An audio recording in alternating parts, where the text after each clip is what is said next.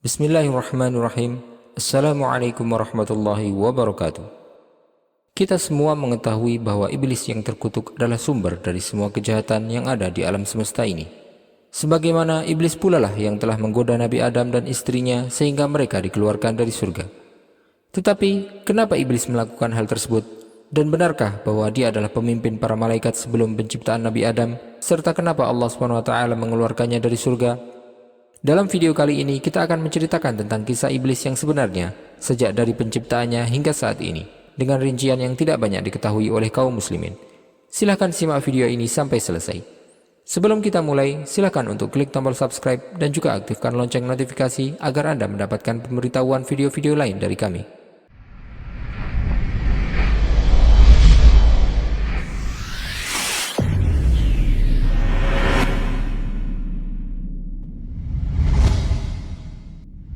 Sebelum Allah SWT menciptakan manusia dan menjadikannya menempati bumi, ada makhluk yang telah menyembah Allah SWT sebelumnya dan tinggal di muka bumi. Mereka adalah bangsa jin. Banyak dari mereka yang beribadah kepada Allah SWT dengan ikhlas dan penuh ketaatan. Dan sebagaimana yang kita ketahui, iblis adalah salah satu pembesar dari bangsa jin. Sebagaimana yang Allah SWT sebutkan dalam firman-Nya, "Kana minal jinni fafassaqa an amri rabbih." Dia adalah dari golongan jin, maka dia mendurhakai perintah Tuhannya. Sebelum dia dilaknat oleh Allah SWT, namanya adalah Azazil. Dia termasuk penghuni bumi yang sangat giat dalam beribadah kepada Allah SWT, serta yang paling berilmu di antara mereka. Karena begitu rajinnya iblis dalam beribadah, serta tingkah lakunya yang menyerupai tingkah laku para malaikat, dia pun ditempatkan dalam posisi yang sama dengan para malaikat di surga Allah. Sebagian orang menyebutkan bahwa iblis adalah dari golongan malaikat. Bahkan dia adalah malaikat merak dan juga malaikat yang paling giat dalam beribadah. Serta riwayat-riwayat lain yang sebagian besar berasal dari Israiliyat yang menyelisihi teks-teks yang jelas dalam Al-Quran. Ketika Allah SWT menciptakan Nabi Adam untuk menjadi orang yang memakmurkan bumi, Allah SWT memberitahukan kepada para malaikat bahwa dia akan menciptakan seorang manusia dan mewariskan bumi kepadanya. Para malaikat kemudian bertanya, "Wahai Tuhan, untuk apa Engkau menciptakan mereka, sedangkan kami beribadah kepadamu siang dan malam sepanjang waktu?" Hal itu mereka tanyakan karena mereka telah melihat perbuatan yang dilakukan oleh para jin di muka bumi sebelum penciptaan manusia. Allah SWT menjawab bahwa dia mengetahui hal-hal yang tidak mereka ketahui. Allah Ta'ala berfirman, "Wa idh qala rabbuka lil malaikati inni ja'ilun fil ardi khalifah, qalu ataj'alu fiha man yufsidu fiha wa yasfiku ad-dima' wa nahnu nusabbihu bihamdika wa nuqaddisu lak. Qala inni a'lamu ma la ta'lamun." Dan ingatlah ketika Tuhanmu berfirman kepada para malaikat, "Aku hendak menjadikan khalifah di bumi." Mereka berkata, "Apakah engkau hendak menjadikan orang yang merusak dan menumpahkan darah di sana, sedangkan kami bertasbih memujimu dan menyucikan namamu?" Dia berfirman, "Sungguh aku mengetahui apa yang tidak kamu ketahui." Allah SWT pun ingin menjelaskan keutamaan Nabi Adam kepada mereka. Allah SWT kemudian mengajarkan kepada beliau semua nama benda yang ada. Kemudian Allah SWT meminta kepada para malaikat untuk menyebutkan nama-nama benda. Maka mereka pun tidak bisa menjawabnya. Allah SWT kemudian memerintahkan kepada Nabi Adam untuk menyebutkannya di hadapan para malaikat. Maka para malaikat pun kemudian bersujud karena keagungan Allah dan hikmahnya. Dari sinilah iblis kemudian mulai membenci Nabi Adam dan iri kepadanya. Iblis berkata dalam hatinya kepada Nabi Adam, "Jika aku mempunyai kekuasaan atasmu, maka aku akan membinasakanmu. Dan jika kau yang dikuasakan atasku, maka aku akan menentangmu." Setelah Allah SWT meniupkan ruhnya kepada Nabi Adam, Allah SWT memerintahkan kepada para malaikat dan juga iblis untuk sujud kepadanya. Para malaikat pun kemudian semuanya bersujud kepada Nabi Adam karena mentaati perintah Allah SWT. Sedangkan iblis, dia bertambah rasa iri dalam dirinya dan dia pun enggan untuk bersujud kepada beliau. Iblis sombong dan merasa bangga atas dirinya sendiri. Dan dia pun cemburu kepada keutamaan yang diberikan kepada Nabi Adam. Allah SWT murka terhadap iblis dan bertanya kepadanya, "Apa yang membuatmu menentang perintahku dan menolak untuk sujud kepada Adam?" Iblis yang tengah dipenuhi dengan rasa cemburu dan kesombongan tersebut menjawab, "Ya Allah, kenapa engkau ingin agar aku sujud kepada makhluk yang lebih rendah derajatnya dan lebih hina daripadaku? Aku lebih baik dan lebih sempurna dibandingkan dengannya. Engkau telah menciptakanku dari api yang berkobar dengan kuat, dan kau menciptakannya dari tanah yang lemah."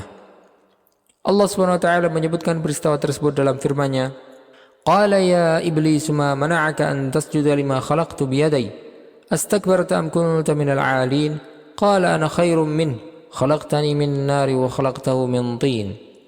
Allah berfirman, wahai iblis, apakah yang menghalangi kamu sujud kepada yang telah aku ciptakan dengan tanganku?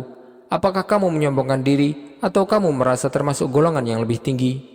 Iblis berkata, aku lebih baik daripadanya karena engkau ciptakan aku dari api sedangkan dia engkau ciptakan dari tanah. Alasan yang dikemukakan oleh iblis tersebut lebih besar dosanya daripada penolakannya itu sendiri. Dia tidak hanya melanggar perintah Allah SWT, tapi juga menentangnya. Maka Allah SWT pun murka kepadanya serta melaknatnya dan mengeluarkannya dari surga ke atas muka bumi. Allah SWT menurunkan derajat iblis dari tingkatan yang telah dia dapatkan sebelumnya dengan ibadahnya, padahal sebelumnya dia berada di jajaran para malaikat sebelum pengingkarannya ini. Iblis diturunkan dari tingkatan yang tertinggi sampai pada tingkatan yang terendah, menjadi makhluk yang paling hina yang pernah ada, serta dipastikan akan masuk neraka bersama dengan para pengikutnya. Allah Ta'ala berfirman, Qala fahbit minha fama yakunu laka an tatakabbara fiha fakhruj innaka minas saghirin. Allah berfirman, maka turunlah kamu dari surga, karena kamu tidak sepatutnya menyombongkan diri di dalamnya. Keluarlah, sesungguhnya kamu termasuk makhluk yang hina. Tetapi kedengkian iblis terhadap Nabi Adam dan kebenciannya kepada beliau tidak berakhir sampai di sini. Dia kemudian meminta kepada Allah SWT dan juga menantangnya agar ditangguhkan sampai datangnya hari kiamat. Dia menantang Allah SWT bahwa dia akan menyesatkan anak keturunan Nabi Adam dan menjadikan mereka semua kufur kepada Allah SWT. Allah Ta'ala pun mengabulkan permintaannya sebagai bentuk ujian kepada anak cucu Adam dan cobaan atas mereka, agar Allah SWT menampakkan orang-orang yang beriman dan orang-orang yang kufur di kalangan manusia. Allah Ta'ala berfirman, Qala anzirni ila yaumi yub'atsun, Qala innaka minal munzarin, Qala fabima aghwaytani la'aq'udanna lahum siratakal mustaqim. Iblis menjawab, berilah aku penangguhan waktu sampai hari mereka dibangkitkan. Allah berfirman, benar, kamu termasuk yang diberi penangguhan waktu. Iblis menjawab, karena engkau telah menyesatkan aku, pasti aku akan selalu menghalangi mereka dari jalanmu yang lurus. Allah SWT menempatkan Nabi Adam beserta istrinya di surga dalam limpahan nikmat dan karunia-Nya. Allah SWT memperingatkan mereka berdua dari keburukan setan dan tipu dayanya. Iblis yang terkutuk pun memulai rencana busuknya. Dia membisikkan kepada Adam dan Hawa seraya berkata, maukah kalian aku tunjukkan kepada sebuah pohon? Jika kalian makan buah dari pohon tersebut, kalian akan kekal selamanya dalam kenikmatan yang kalian rasakan ini. Kalian akan memiliki kekuasaan dan kerajaan yang tidak pernah berakhir. Allah SWT melarang kalian dari pohon tersebut karena dia tidak ingin kalian selamanya mendapatkan kenikmatan itu. Allah Ta'ala berfirman, فَوَسْوَسَ لَهُمَا الشَّيْطَانُ لِيُبْدِيَ لَهُمَا مَا وُرِيَ عَنْهُمَا مِنْ سَوْآتِهِمَا وَقَالَ مَا نَهَاكُمَا رَبُّكُمَا عَنْ هَذِهِ الشَّجَرَةِ إِلَّا أَنْ تَكُونَا مَلَكَيْنِ أَوْ تَكُونَا مِنَ الْخَالِدِينَ. Kemudian setan membisikkan pikiran jahat kepada mereka agar menampakkan aurat mereka yang selama ini tertutup. Dan setan berkata, Tuhanmu hanya melarang kamu berdua mendekati pohon ini agar kamu berdua tidak menjadi malaikat atau tidak menjadi orang yang kekal dalam surga. Nabi Adam dan Hawa pun akhirnya bermaksiat kepada Allah SWT dan kemudian diturunkan ke muka bumi karena tipuan iblis yang terkutuk tersebut.